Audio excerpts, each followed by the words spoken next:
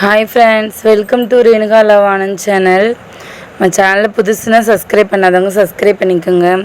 இன்றைக்கி ஒரு கதை சொல்லலான்னு தான் வந்திருக்கேன் ஃப்ரெண்ட்ஸ். ஒரு ஊரில் ஒரு ஹஸ்பண்ட் அண்ட் ஒய்ஃப் இருந்திருக்காங்க. அவங்க 2 பேர் ரொம்ப ஹாப்பியாக தான் இருந்திருக்காங்க. திடீர்னு ஒரு சண்டை வந்துடுச்சு. அதனால் 2 பேர் பேசாமல் பிரிஞ்சிருக்காங்க. அப்போ தூங்கிட்டு இருக்கையில் கணவர் இங்கே பாருங்கள், கொஞ்சம் திரும்பி படுங்க, உங்கள்கிட்ட பேசணும்னு சொல்கிறாங்க.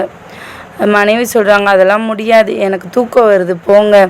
கணவர், இப்போது நான் என்ன கேட்டேன், உங்ககிட்ட கொஞ்சம் பேசணும், அதானே கேட்டேன். மனைவி, அதுக்கு இப்போதானே நேரம் கிடைச்சதா, பேசாமல் தூங்குறீங்களா இல்லையா? கணவர், வேறு எப்போதான் உங்ககிட்ட பேசுகிறது, பகலில் வேலை, பசங்க. மனைவி, காலையில் சீக்கிரம் எந்திரிக்கணும், என்னை தூங்க விடுங்க, இல்லாட்டி கொஞ்சம் திரும்பி பாருன்னு சொல்கிறாங்க. மனைவி, உங்களை பற்றி எனக்கு தெரியும், நான் ஒன்றும் மிஸ்ஸுன்னு இல்லை, சரியா? இப்போது தூங்க போகிறீங்களா இல்லையா? என்னடி இப்படி பேசுகிற, இப்போ உனக்கு என்ன தான் அப்படின்னு பிரச்சனைன்னு கேட்குறாங்க கணவர். மனைவி, எப்படிங்க இப்படி வாய் குசாமல் கேட்க முடியுது? என்னை கல்யாணம் பண்ணதுலேருந்து அப்படி என்ன பெருசாக பண்ணிட்டீங்கன்னு எல்லார் மாதிரியும் தினம் வெளியே கூட்டிகிட்டு போங்கன்னா அடம்பிடிக்கிறேனா? அது இது வேணும்னு உங்கள்கிட்ட தினமும் கேட்குறேனா? வருஷத்துக்கு ஒரு நாள் தீபாவளி வருதேன்னு தானே கேட்குறேன், அதை கூட வாங்கி தர மாட்டீங்களா?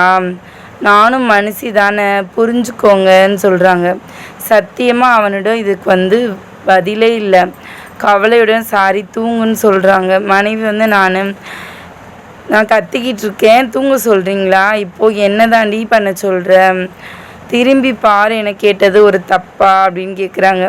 நான் தனியார் கம்பெனியில் மாதம் சம்பளம் வாங்குகிறேன், எப்போ வேலை போகுன்னே தெரியல. வெளியே போக சொன்னால் வர வேண்டியதானே? வெளியே போக சொன்னால் வர வேண்டியதான். 1 மாதம் சம்பளம் இல்லைன்னா என்ன ஆகும்னு தெரியுமா? பைக்கு வேண்டாம், பையனை வச்சுட்டு வெளியே போக முடியல அப்படின்னு எல்லாரும் சொன்னாங்கன்னு சொன்னேன். லோன் போட்டு கார் வாங்கினேன். வாடகை வீட்டில் இருந்தால் உங்கள் வீட்டில் மதிக்க மாட்டாங்கன்னு சொன்னேன். சரி, இருந்த பணத்தை எல்லாம் போட்டு வீடு வாங்கினேன். இதுக்கு மேலே அப்பா அம்மா, ஹாஸ்பிட்டல் செலவு, வீட்டு செலவு, பிள்ளைங்க படிப்பு செலவு எல்லாத்தையும் பார்த்துக்கணும். ஒரு லோன் மட்டும் எவ்வளவு போகுது தெரியுமா? நீ ஏதாச்சும் டிஸ்கஸ் பண்ணுறியா? மாத சம்பளம் எல்லாம் தீர்ந்து போய் கடை வாங்க வேண்டியதாக இருக்குது. உங்கள் வீட்டில் ஏதாச்சும் எனக்கு கொடுத்து உதவ போகிறாங்களா? நான் தான் எல்லாத்தையும் பார்க்கணும். தீபாவளிக்கு மட்டும் இல்லை, எப்போவுமே நீ கேட்குறதெல்லாம் வாங்கி கொடுக்கணும் தான் எனக்கும் ஆசை. உன்னையும் பிள்ளைங்களையும் வெளியே கூட்டு போகணுன்னு எனக்கு மட்டும் ஆசை இல்லையா? தெரியுமா எனக்கு எவ்வளோ ஆசை இருக்குதுன்னு? நம்ம சூழ்நிலை அப்படி இருக்குது. நம்ம பிள்ளைங்க எதிர்காலத்துக்கு சேர்த்து வைக்கணும், நல்லா படிக்க வைக்கணும், ஒரு நல்ல அப்பாவாக இருக்கணும்னு நான் எவ்வளோ கஷ்டப்படுறேன் தெரியுமா? பெற்றவங்களுக்கு நல்ல பிள்ளையாக இருக்கணும், கட்டிய மனைவிக்கு சந்தோஷமாக வச்சுக்கிறணுன்னு எவ்வளோ போராடுறேன்னு தெரியுமா? இப்போது அவளிடம் விடையே இல்லை. இதில் யாரை தப்பு சொல்வது, யார் மீது குற்றம் சுமத்துவது? நீங்களே சொல்லுங்கள் பார்க்கலாம். திருமணத்துக்கு பின்னாடி ஒவ்வொருவரும் கிணற்றுல கல்லை கட்டி போட்ட மாதிரி தான் அவர்களை நீச்சல் அடித்து தான் வெளியே வர்றாங்க, ஒவ்வொன்றா கற்றுக்குறாங்க வாழ்க்கையில். இதில் கரை சேர்வரும் உண்டு, மூச்சு முட்டி மூழ்குவோரும் உண்டு. ஒரு குடும்பத்துக்கும் தனக்கானவர்களுக்காக சின்ன சின்ன தியாகம் செஞ்சு வாழ்வது தான் இன்பம் என்பதை கணவன் மனைவி 2 பேருமே உணரும்போது தான் அந்த வாழ்க்கை நல்லா இருக்கும். அதுதான் இல்லறம். இல்லையில் அது நரகம் மாதிரி தான்.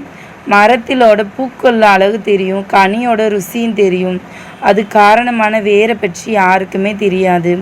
அதே மாதிரி தான் ஒரு குடும்பத்தில் இருக்க நல்ல ஆண் தான் குடும்பத்தோட ஆணி வேறு போல்.